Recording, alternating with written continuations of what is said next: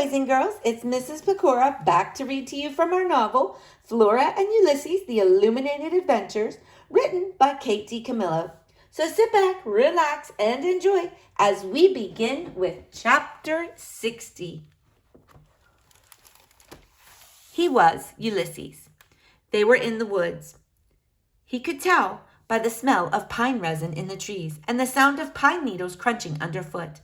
Also, there was the powerful, extremely pervasive scent of raccoons. Raccoons owned the night, and raccoons were truly terrifying creatures, more brutal than cats. "This will do," said Flora's mother. She stopped. She put the sack down on the ground, and then she opened it and shone a bright light on Ulysses. He clutched his poem to his chest. He stared into the light as bravely as he could. "Give me that," said Flora's mother. She pulled the paper out of his paws. She threw it to the ground. Would she never tire of flinging his words away? "This is the end of the road, Mr. Squirrel," she said. She put the flashlight on the ground. She picked up the shovel. He heard Flora's voice saying, "Remember who you are." The squirrel turned and sniffed his tail.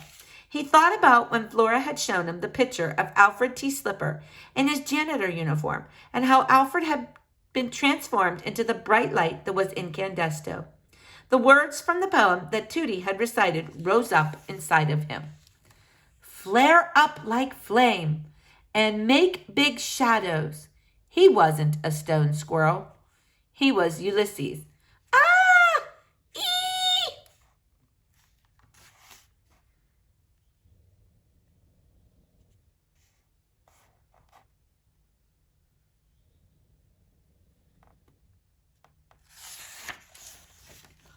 Chapter 61. I Want to Go Home.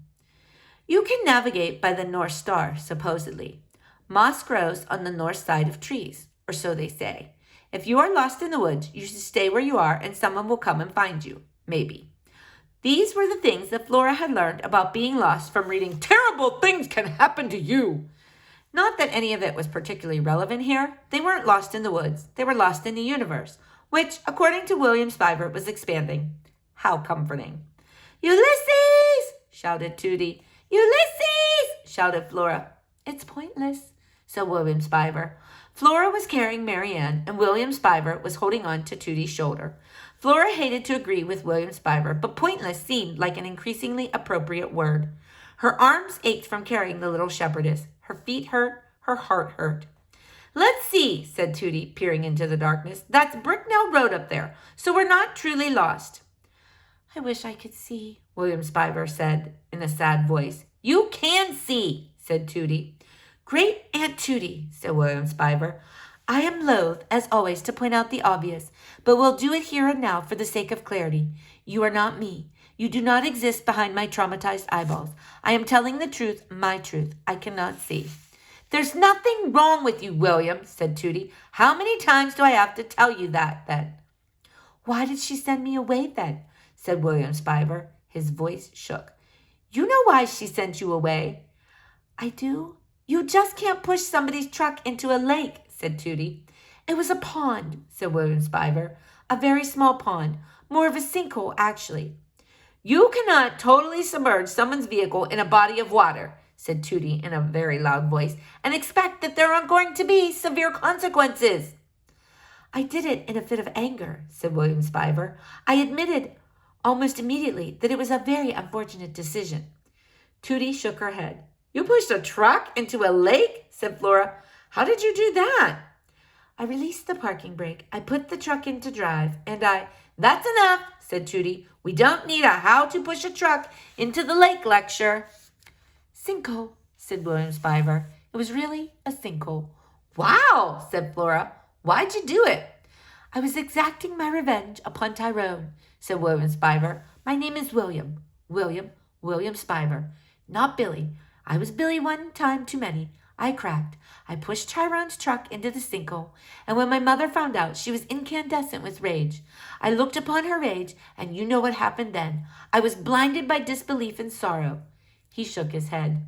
"I'm her son, but she made me leave. She sent me away." Even in the darkness, Flora could see the tears crawling out from underneath William Spiver's dark glasses. I want to be called William Spiver, he said. I want to go home. Flora felt her heart lurch inside of her. I want to go home. It was another one of William Spiver's sad, beautiful sentences. But will you return? I came looking for you. I want to go home. Flora realized that she wanted to go home too. She wanted things to be the way they were before she was banished. She put Marianne down on the ground. Give me your hand, she said. What? Said William Spiver. Give me your hand, said Flora again. My hand? Why?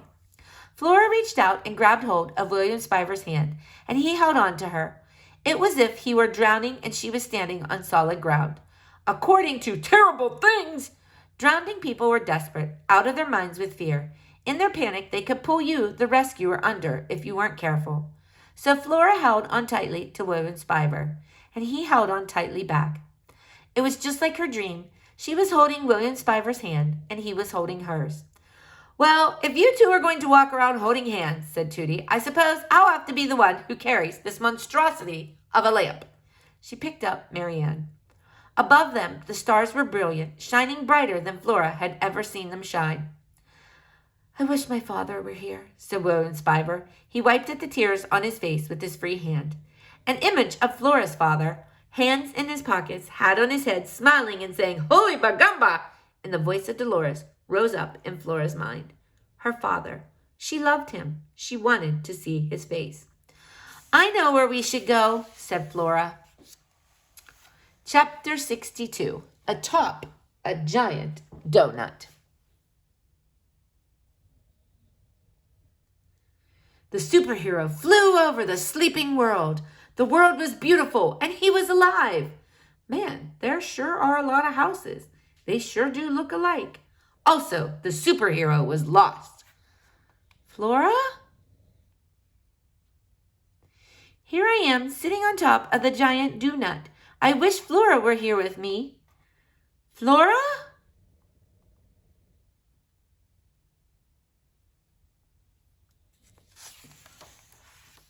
Chapter 63. Little Fishes.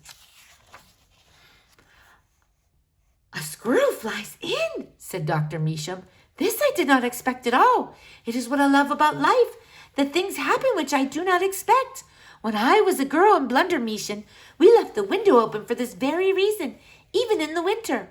We did it because we believed something wonderful might make its way to us through the open window. Did wonderful things find us? Sometimes yes, sometimes no. But tonight it has happened. Something wonderful. Dr. Measham clapped her hands. A window has been left open. A squirrel flies in the window. The heart of an old woman rejoices. Ulysses' heart rejoiced too. He wasn't lost anymore. Dr. Measham would help him find Flora. Also, Dr. Measham might make him a jelly sandwich. Imagine, said Dr. Measham. Imagine if I had been sleeping, what I would have missed. But then, always and forever, I have been an insomniac. Do you know what this is? Insomnia? Ulysses shook his head. It means I do not sleep. When I was a girl in Blunder Measham, I did not sleep. Who knows why? It could be some existential terror related to the trolls, or it could be simply that I do not sleep. Sometimes there are no reasons. Often, most of the time, there are no reasons. The world cannot be explained, but I talk too much. I digress. I need to say to you, why are you here? And where is your Flora Belle? Ulysses looked at Dr. Measham. He made his eyes very big. If only there were some way to tell her everything that had happened. Flora's mother saying that life would be easier without her, the universe expanding, William Spiver's banishment, Flora's homesickness, the writing of his poem, the typing of the untrue words, the stone squirrel, the sack, the woods, the shovel. The squirrel was overwhelmed by everything there was to say and his inability to say it. He looked down at his front paws. He looked back up at Dr. Measham. Ah, she said, there is too much to say. You do not know where to begin. Ulysses nodded. Perhaps it would be good to begin with the little snack. Ulysses nodded again. When the other Dr. Measham was alive and I could not sleep, do you know what he would do for me? The man would put on his slippers and he would go into the kitchen and he would fix for me sardines on crackers. You know sardines? Ulysses shook his head. little fishes in a can. He would put these little fishes onto crackers for me, and then I would hear him coming back down the hallway, carrying the sardines and humming, returning to me. Dr. Measham sighed. Such tenderness, to have someone get out of bed and bring you little fishes and sit with you as you eat them in the dark of night, to hum to you. This is love. Dr. Measham wiped at her eyes. She smiled at Ulysses. So, she said, I will make for you what my beloved made for me, sardines on crackers. Does this seem like a good thing? Ulysses nodded. It seemed like a very good thing. We will eat because this is important to eat. And then, even though it is the middle of the night, we will go and knock on the door of Mr. George Buckman, and he will open the door to us because he is capacious of heart. And then George Buckman and I will figure out together why you are here and where our Flora bow is. Ulysses nodded. Dr. Measham went into the kitchen, and the squirrel sat on the windowsill and looked out into the dark world. Flora was out there somewhere. He would find her. She would find him. They would find each other. And then he would write her another poem. This one would be about little fishes and humming in the dark of the night. All right, boys and girls, we're going to stop there for today. Stay tuned to see what happens next in our novel. Have a great day.